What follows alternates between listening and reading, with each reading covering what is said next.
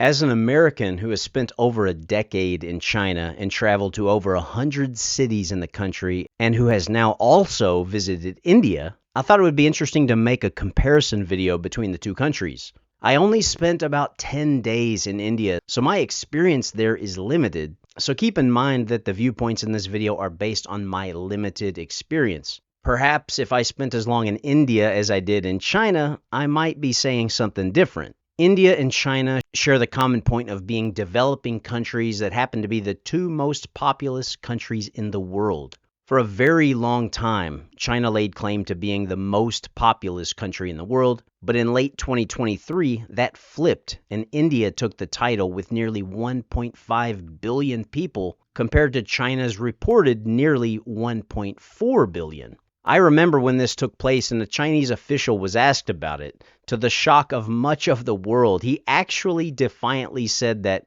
it's the quality of the people that counts, not the quantity.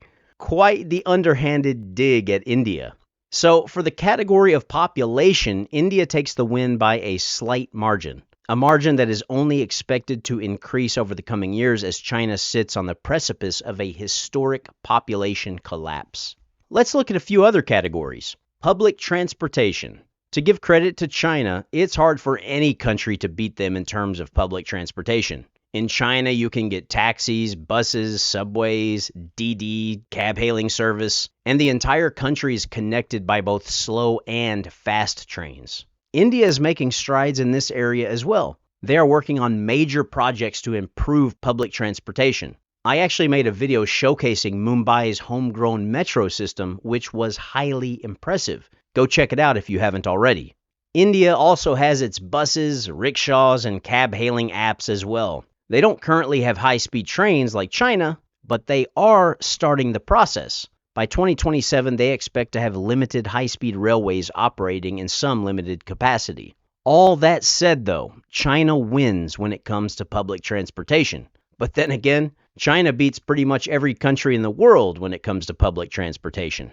Hey guys, if you follow my channel, you'll know that I think that it's very important for all of us to learn a foreign language. Not only is it great mental exercise, it's good for your brain, but it comes in handy throughout life. And when you learn a foreign language, it gives you a sense of accomplishment that is just a really awesome feeling that I think everybody should experience. Plus, when you're out on the road traveling, you meet people from various parts of the world and you can communicate with them in their language. Also, learning a foreign language, it really opens up an understanding of that culture. I've always said that I don't think you can really understand a culture unless you know their language. So for me personally, I study Mandarin Chinese, and I just wanted to suggest that to you all because Chinese is so widely spoken. No matter where you go, you get chances to use it. And if you want to learn a foreign language, it really helps to speak with native speakers. Also, you need to have the chance to study with people who are friendly and make learning fun. If you're interested in learning Chinese, I highly recommend you check out Excel Mandarin. They've got really friendly teachers. They are native Chinese speakers, but they're bilingual. They speak English fluently as well.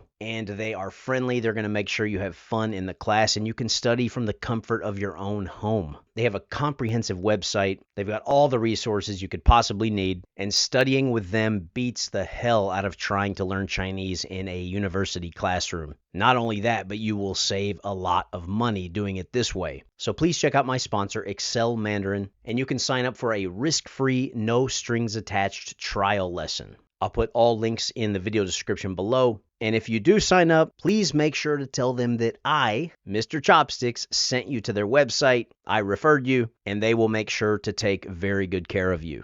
So guys, do yourselves a favor, learn a foreign language, put in 30 minutes to an hour a day, just make it a habit, make it a part of your lifestyle. You will have fun and it will take you on an adventure of learning, a journey of learning that will be extremely rewarding in a whole host of ways. So guys, check them out, excelmandarin.com. You've got nothing to lose, but potentially a whole lot to gain. Okay, now back to the video. So, how about the food? This is a very subjective topic. Of course, ask an Indian what's better, Indian or Chinese food, and they'll tell you Indian food is the best. Ask a Chinese person the same thing, and they'll swear up and down that Chinese food is the best on the planet. For me personally, there are plenty of dishes within both cuisines that I really enjoy, and there are others that I'm not so crazy about. From my trip to India, I can't help but to think that the Indians are the true masters of spice and seasoning. They've got it down to a fine art. The flavor profile of Indian food is so complex and rich, and some of the things I ate there were some of the most delicious foods I've ever tasted. I've been in China over a decade now, and I've eaten more than my fair share of Chinese food, and even now, I'm not really tired of it. That says a lot. If I lived in India and ate Indian food for a decade, would I be tired of it? I honestly don't know.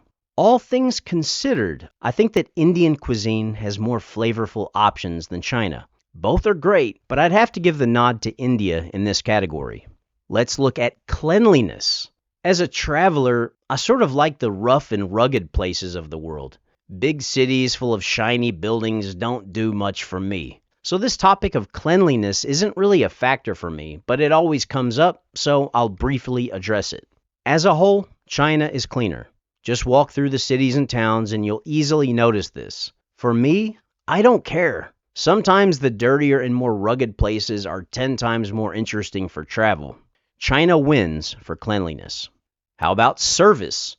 This is a tricky category because the service you can get in China and India can vary so widely depending on where you go. As a whole, however, I have to say that the service I received in India was significantly better than China. In China, sometimes you can go into a higher-end place, whether it be a restaurant or a massage center, where they will give you true top-of-the-line service. China, at times, has wowed me with their service.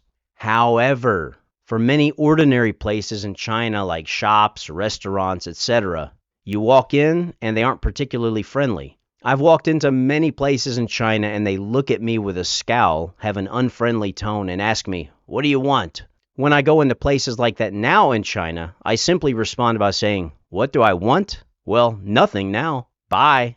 In India, I was greeted in a friendlier way, but keep in mind I was only there for around 10 days. But when I went out to eat, the server was ultra polite, and he served my food on my plate. He told me what each dish was and then told me to enjoy my meal. When I went to the movies in India, after I bought my popcorn and Coke, the young lady working there smiled, helped me carry my things, and led me into the theater and showed me directly to my seat.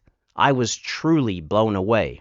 Based on my feeling, although perhaps somewhat incomplete, I definitely felt that the service I received was a fair step ahead in India from what I received in China. So how about just the common people? I met some wonderful and amazing people in both countries.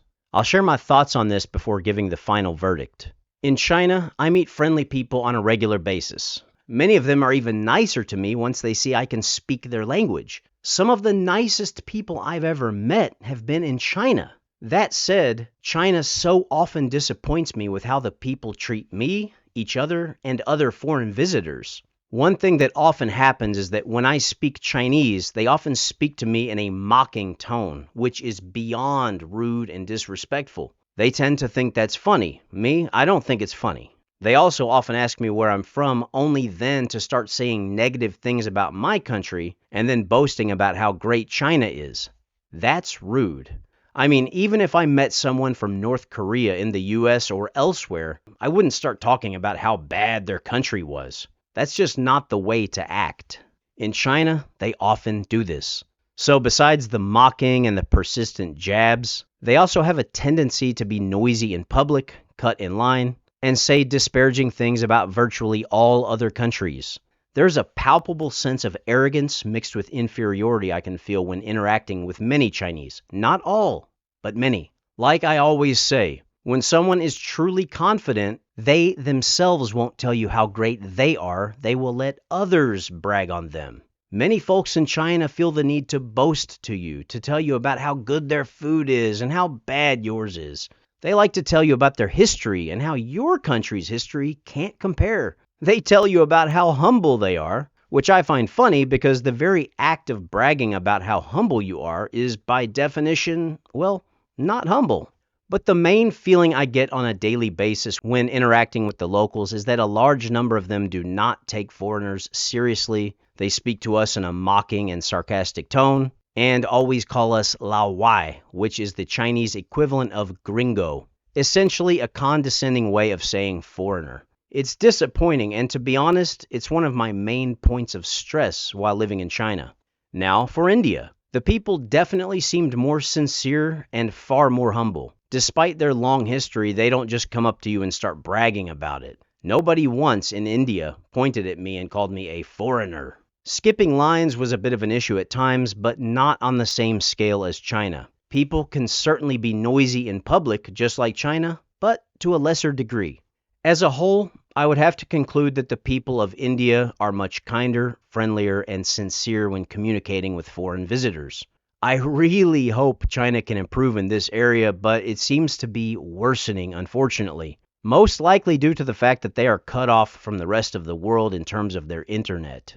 China bans most Western websites, and these days less and less foreigners travel to China or work in China. So there are not many chances for Chinese to interact with people from other countries, and they are left not knowing how to act and communicate in an appropriate way. When I first arrived in China in 2007, it was a much friendlier place. Now, how about safety? For me personally, I felt totally safe in both India and China.